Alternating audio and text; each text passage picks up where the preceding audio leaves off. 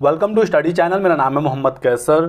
उत्तर प्रदेश शिक्षा सेवा चयन आयोग के संबंध में लेटेस्ट जानकारी निकल कर आई है। देख सकते हैं यहाँ पर बताया गया है खुद माध्यमिक शिक्षा मंत्री गुलाब देवी जी के द्वारा कि नए आयोग में जो अध्यक्ष और सदस्य की नियुक्ति की प्रक्रिया है वो चल रही है।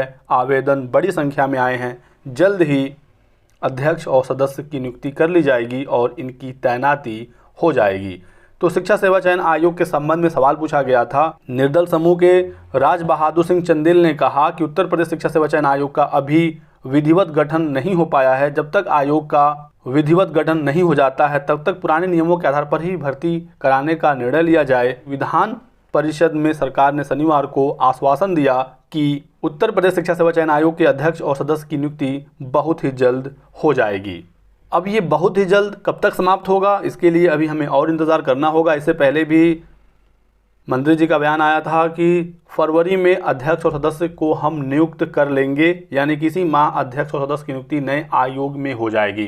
काफ़ी समय से नए आयोग को गठित किया जा रहा है और इसकी वजह से बहुत सारी भर्तियां फंस गईं।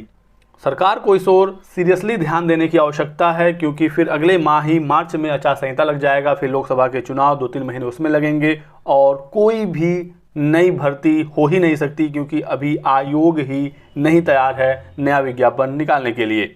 2022 की टीजीटी पीजीटी की परीक्षा और असिस्टेंट प्रोफेसर 2022 की परीक्षा का इंतजार लाखों छात्र कर रहे हैं 2022 से ही। 22 बीता, 23 बीता, 24 में भी अब 5-6 महीने तो कम से कम बीतने ही हैं, क्योंकि जब अभी तक अध्यक्ष सदस्य है नहीं, इस माह के अंत तक नियुक्ति हो भी जाती है तो अगले माह 2022 टीजीटी पीजीटी की परीक्षा हो ही नहीं सकती, या असिस्टेंट प्रोफेसर की, क्योंकि आचार संहिता लग जाना है। फिर अप्रैल मई चुनाव में बीत जाएगा, तो जुलाई अगस्त तक ही आपकी परीक्षाएं पॉसिबल हैं यदि सरकार ने इसमें तत्परता दिखाई तो। और मामला सिर्फ नए शिक्षा सेवा चयन आयोग या टीजीटी पीजीटी तक ही नहीं है, हर भर्ती का लगभग हालत यही है, स्पेशली शिक्षक भर्तियों को लेकर। प्राथमिक शिक्षक भर्ती को लेकर सरकार साफ कह चुकी है कि हमारे पास शिक्षक छात्र अनुपात मेंटेन है, तो प्राथमिक शिक्षक भर्ती भी अभी इस साल नहीं आएगी। पिछले 6 साल से भर्ती हुई नहीं, उसके बावजूद छात्र शिक्षक का जो अनुपात समानुपात है वो मेंटेन है, सरकार का यह दावा है, तो प्राथमिक शिक्षक भर्ती भी गई।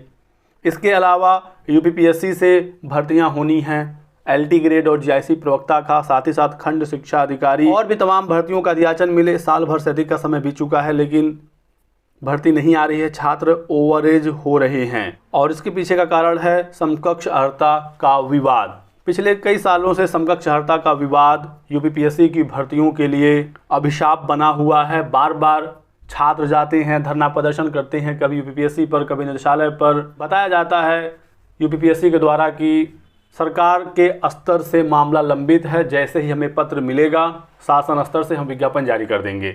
छात्र जब किसी अधिकारी से मिलते हैं, नेतागढ़ से मिलते हैं, तो कहा जाता है कि कार्रवाई हो रही है, जल्दी मामला निपट जाएगा। और जब छात्र शिक्षा निदेशालय जाते हैं तो वहाँ से पता चलता है कि मामला सब क्लियर हो गया है, बस शासन की तरफ से हरी झंडी का इंतजार है। छात्र गोल गोल घूमता रह जाता है और होता कुछ भी नहीं है। एलटी ग्रेड की भर्ती भी पिछली 2018 में ही आई थी, उसके बाद कोई भर्ती आई नहीं।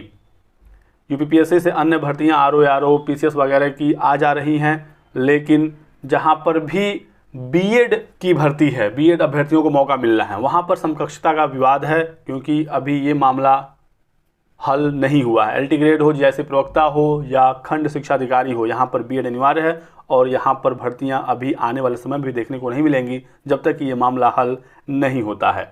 तो आखिर ये समकक्ष अर्हता विवाद हल करने में कितना समय लगेगा? क्या ये बहुत बड़ी चीज़ है? सरकार को इस पर विचार करने की आवश्यकता है। मीडिया की भी जिम्मेदारी है कि इस मामले को वो बढ़ चढ़कर दिखाएं, ताकि सरकार के कानों में ये बात जाए, उनको पता चले कि ये मामला कितना बड़ा है। लाखों छात्र बेवजह सड़कों पर घूम रहे हैं और बहुत सारे अभ्यर्थी तो भर्ती का इंतज़ार करते करते ओवरएज तक हो गए।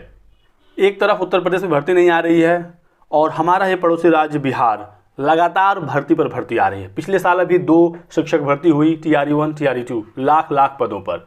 उसके बाद ये खबर था कि अगस्त में इस साल फिर से TRE3 होगा। छात्र इसी को लेकर खुश थे कि चलो इस साल भी भर्ती होगी, लेकिन सरकार ने छात्रों को सरप्राइज कर दिया। कहा कि हम TRE3 की परीक्षा मार्च में ही लेंगे, फरवरी में आपसे आवेदन लेंगे, अगस्त वाली परीक्षा भी हम कराएंगे, वो TRE4 होगा। बताइए, छात्र बिहार के परेशान हो जा रहे हैं कि थोड़ा सा तो रुक जाओ, सांस तो लेने दो। थोड़ा हमको पढ़ तो लेने दो। लेकिन सरकार भर्ती पर भर्ती दिए जा रही है, उनको कोई मतलब नहीं है कि मार्च में आचार संहिता लग जाएगा, उससे पहले वो अपनी परीक्षा करा लेंगे। 10 से 23 फरवरी के बीच में आवेदन, 7 से 17 मार्च के बीच में वो परीक्षा कराने की तैयारी में है। आचार संहिता वगैरह जैसे उनको खबर मिलेगी उसके हिसाब से वो अपना फैसला लेंगे। लेकिन जो बिहार सरकार काम कर रही है रोजगार को लेकर, वो काबिले तारीफ है, वो प्रशंसा के योग्य है। वहाँ पर जितनी भी राजनीतिक अस्थिरता हो, अभी भी हलचल बिहार में है। कल फ्लोर टेस्ट होना है, एनडीए को अपना बहुमत सिद्ध करना है, लेकिन वो सारी चीज़ें एक तरफ चल रही हैं और भर्तियों को लेकर कार्रवाई एक तरफ लगातार होते जा रही है। उत्तर प्रदेश में तो पूर्ण बहुमत की अस्थाई सरकार है, दूसरा कार्यकाल चल रहा है, ना कहीं जोड़ तोड़, ना कोई राजनीतिक अस्थिरता, बस सरकार को फैसला लेना है कि उनको क्या करना है। लेकिन देखने को क्या मिलता है कि नए आयोग में अध्यक्ष जल्द आएंगे, कब आएंगे पता नहीं। शिक्षा सेवा चयन आयोग के पदों पर नियुक्तियां शीघ्र होंगी, कब होगा पता नहीं। अहर्ता विवाद जल्द हल होगा, कब होगा पता नहीं।